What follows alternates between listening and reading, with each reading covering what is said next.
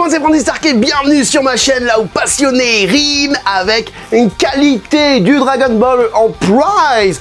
Hein, on n'achète plus le prize Dragon Ball, mais là, de ce que je vois, de ce que j'ai vu sur les photos, elle a vraiment quali une petite Gotenks SSJ3 dans la gamme Blood of Science. On se fait ça ensemble, c'est parti!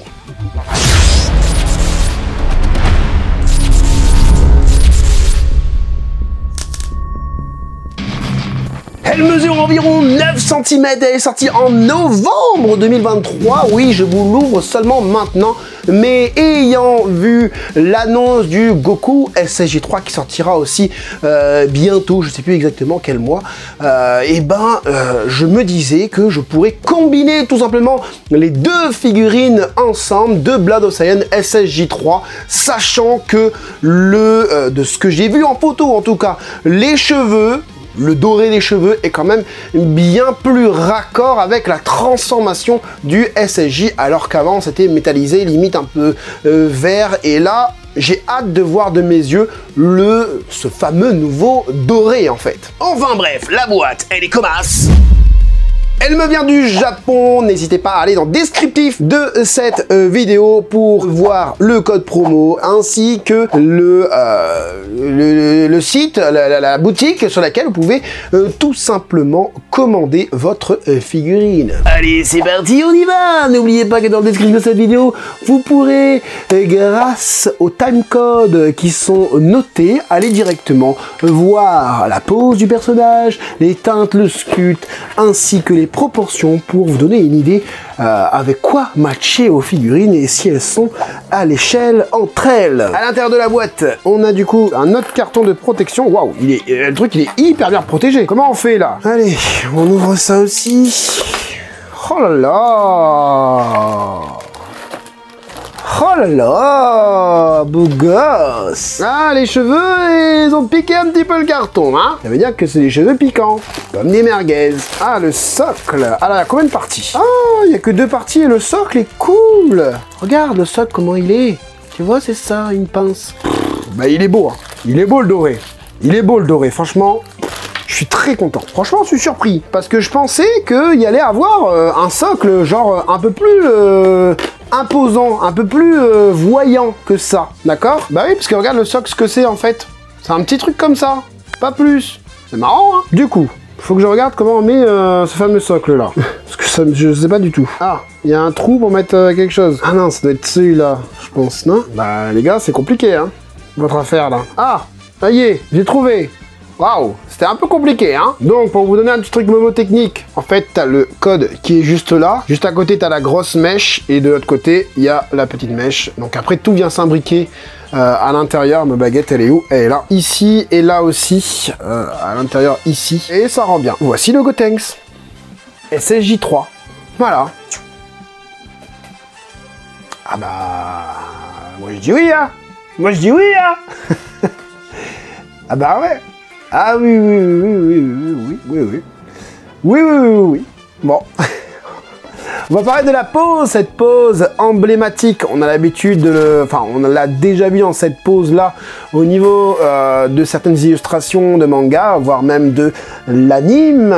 Et en termes de proportions, hein, surtout par exemple pour les chaussures et tout, franchement, ça rend bien. C'est bien proportionné, on a une bonne longueur de jambe, les bras sont pas trop longs et surtout cette fameuse chevelure qui est énormissime comparé à la figurine, enfin comparé au corps quoi en tout cas. C'est vraiment plaisant de voir une telle fourrure sur son crâne. La tête non plus n'est pas très grosse et ça, encore une fois, c'est cool. Encore une fois, c'est cool. Oh non, j'ai enlevé le socle. Ça va, une fois que t'as compris, et bah c'est bon, tu sais comment le remettre. Donc on va parler maintenant modélisation. C'est tout petit, il a des tout petits pieds, le petit, voilà, mais c'est bien fait, c'est bien sculpté quand même. On a quelques légères pliures au niveau justement de ce pied, hein, voilà, les bandelettes sont légèrement texturées aussi, hein, avec des plis pas forcément cohérents, mais ils sont là, hein. C'est pas hyper bien en relief, mais ça va. Au niveau du pantalon, de ce que je vois, bah, c'est cool aussi. On est sur un Cara design assez gaguesque, hein, quand même.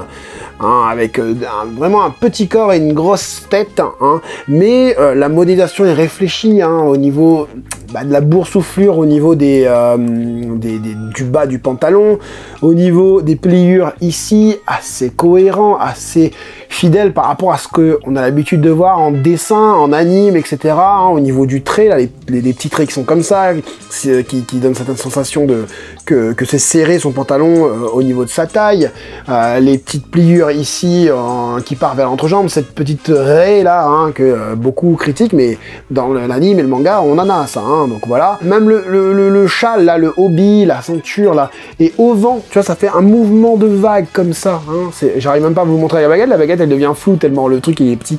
Ouais, parce que c'est tout petit, hein, j'ai un zoom de l'espace là. Hein.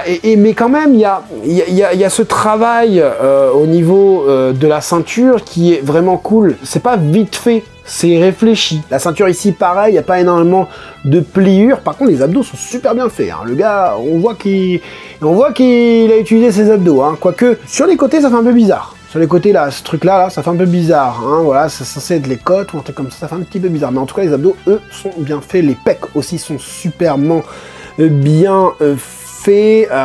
Au niveau des boudins, je le regarde moi-même avant, parce qu'avant de vous montrer n'importe quoi, avant de vous dire n'importe quoi surtout, les boudins sont plutôt bien modélisés, mais sans plus, hein, les petits boudins jaunes là, hein, ceux qui appellent ça des croissants. Ah, le veston, il y a un effet qui est vraiment cool. Je vous le dirai tout à l'heure dans les couleurs, mais il y a un effet vraiment cool au niveau du veston. Le veston est légèrement écarté, hein, au vent, hein, vers les extrémités ici, hein, qui part vers l'extérieur, c'est ça que j'essaie de dire. Et au niveau du visage, bah, c'est un sans faute. Hein. Regarde-moi le visage. Il est parfait. Il est parfait. Il est parfait. Bon, dommage pour les espèces de jointures ici, là. Sur le profil, ça rend quand même bien, quoique on voit quand même la jointure sur le profil quand tu es de près comme ça. Hein. Je vous mets un zoom là, les gars, vous imaginez même pas. Pareil, ici, du coup, hein, c'est une chose qui a été rectifiée, par exemple, sur le commentateur. Si vous allez voir la vidéo, vous allez le voir, hein, sur le produit promotionnel, il y avait, et sur le produit définitif, il n'y en avait pas, donc un petit upgrade pour ça. Mais le visage est vraiment cool, avec les yeux, le petit liseré noir autour de l'œil. Le petit sourire, hein, les dents modélisées en mode relief, quoi. Hein. On sent que le gars est en train de bien serrer les dents. Et les petits traits du visage, que ce soit sur le front ou sous les yeux, sont très bien réalisés. Très très bien réalisé. Au niveau de la modélisation de cette chevelure, bah c'est un sans faute, là on respecte carrément le Cara design, hein, d'origine. Là franchement, il n'y a pas à dire, avec plein de lignes au niveau de chaque mèche de cheveux, c'est hyper piquant. Voilà, tu peux te servir de ça comme arme, on dirait un hérisson, on dirait Sonic. C'est beau. C'est beau, en même temps, je prends pas n'importe quel prize, moi. Hein. J'ai pas parlé de la musculature au niveau des bras qui sont fidèles par rapport au Cara design d'origine, d'accord. Mais on aurait pu avoir quand même un petit peu plus de travail, mais ça reste fidèle encore une fois. Au niveau des points, ben, il y a des petits points bien modélisés quand même. Des mini points bien modélisés. Alors j'essaie de te mettre le point à l'arrière, voilà. Et le point du côté ici, je remets ma main, tu verras mieux. Voilà, super. Super, modélisé, on voit les ongles. C'est bien, c'est bien, c'est très bien. Ah, une fois que tu sais mettre le socle, c'est bon, hein. Ça y est, hein, tu le mets direct. Hein. Au niveau des couleurs de ce personnage, eh ben, on est sur du, malheureusement, sans dégradé, sans technique de dégradé. Bande Presto n'utilise plus, il a été... je pense, bridé, hein, du côté de Bandai. Et ça, c'est vraiment dommage parce que ça aurait pu être une figurine excellente. Alors moi, des Blood of Saiyan, j'en ai déjà vu. J'en ai eu, mais pas en Super Saiyan, pas avec les cheveux dorés, pas avec les cheveux jaunes, machin. Je me rappelle même plus si j'en ai eu des cheveux verts, broly ou quoi, tu vois. Si j'en ai déballé une, le Gohan Beast, qui était pas si mal, allez voir sur la chaîne. Et là, on est sur un doré, mais doré or. Et en fait, tu as cette sensation grâce aux lumières qui viennent se transformer. Et c'est ça, franchement, qui tue. C'est vraiment ça qui tue. Alors, ça fait encore un petit peu vert, hein. Avec la caméra, là, tu le vois ici, là. Hein. Alors, est-ce que c'est la caméra ou est-ce que... Voilà. Il y a encore ce côté vert. Mais alors, il y a tellement ce côté doré, lingot d'or, que c'est pas dérangeant, en fait. C'est pas dérangeant du tout. Tu vois, là, même là, tu as l'impression que c'est un peu vert, mais... En fait, c'est pas dérangeant parce que quand tu vas le bouger, il va revenir vraiment sur le côté doré. Tu vois, je te montre de plus près. Et quand tu bouges à la lumière... Et ben, c'est vraiment, une fois la photo prise, je pense que tu vois cette espèce d'effet vert. Mais là, pas du... Enfin, en le tournant, tu le vois plus, en fait. Tu vois, regarde. Là, ça fait vert. Et dès que tu le tournes, tac, on repart sur du jaune doré, lingot d'or. Et c'est magnifique.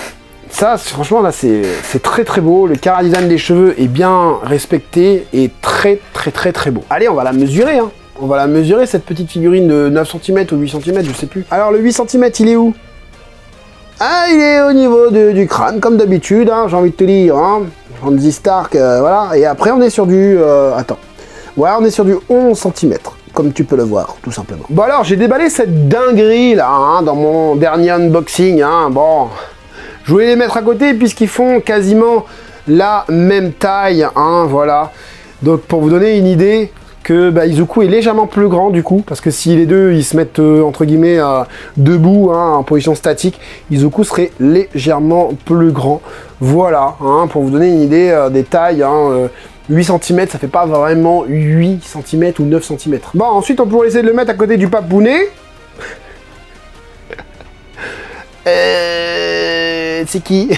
Tiens, regarde, voilà. Non. Non, l'échelle ne va pas avec... les deux échelles ne va pas. Legends Collab, du coup, de Gogeta avec Gotenks. Donc ça ne va pas avec une Legend Collab. Ok. Bon, on n'y pense pas forcément toujours, mais... Ils se sont bien battus l'un contre l'autre, d'accord? Mais ça ne va pas du tout, aussi. Il est beaucoup trop rikiki, quoique. Après, au niveau de l'anime... on pourrait dire que ça va, en fait, hein. On pourrait dire que ça va quand même. Non, il est un peu plus grand quand même. Il est un peu plus grand. Hein. Surtout l'anime l'a rendu un peu plus grand que ce qu'il est. Hein. Après, quand tu vois Gohan, du coup, face à Majin Buu, Gohan, il lui arrive là. C'est plutôt raccord, en fait. Très belle. Très belle. Belle modélisation au niveau des cheveux. Belle proportion aussi. Bonne pose, emblématique. On connaît parce que ça sort du manga, etc. Belle représentation. Fidèle par rapport à ce qui a été proposé par rapport aux photos promotionnelles. Moi, je vous cache pas que j'avais déjà vu, entre guillemets, quelques photos qui circulaient sur internet en montrant que c'était une très belle figurine. Donc oui, la Blood of Science de Gotenks est vraiment très belle et tu pourras aussi la matcher avec la Goku SSJ3 qui va arriver bientôt à voir deux antagonistes comme ça avec antagonistes, je sais plus, deux Super Saiyan 3 en tout cas ensemble. Ça ne peut qu'être bien et je pense que la Goku elle sera en lévitation, donc franchement je pense que les deux dans une petite case dans ta Mangatech ou dans ta collection de figurines, ça peut rendre vraiment bien avec un fond en mode manga, hein, avec les nuages, etc. si tu veux, ou tout blanc pour donner cette idée de la salle de l'esprit et du temps. Franchement, ça va le faire grave. Voilà, en tout cas, si je te donnais envie d'acheter la figurine, ou si tu as aimé tout simplement cette vidéo, je t'invite à mettre le gros like pour me dire que tu as aimé. Et je te dis aussi que c'est possible de t'abonner en tant que membre soutien et tu deviendras un mastodon pour avoir les vidéos en avance. Tout fonds récolté par YouTube sert à l'unboxing, donc si tu soutiens ton serviteur, tu auras tout simplement plus d'unboxing. Voilà, j'espère en tout cas que cette petite vidéo vous aura plu et vous aura aidé, vous les collectionneurs, à faire votre choix. C'était Fantasy Stark, à la prochaine.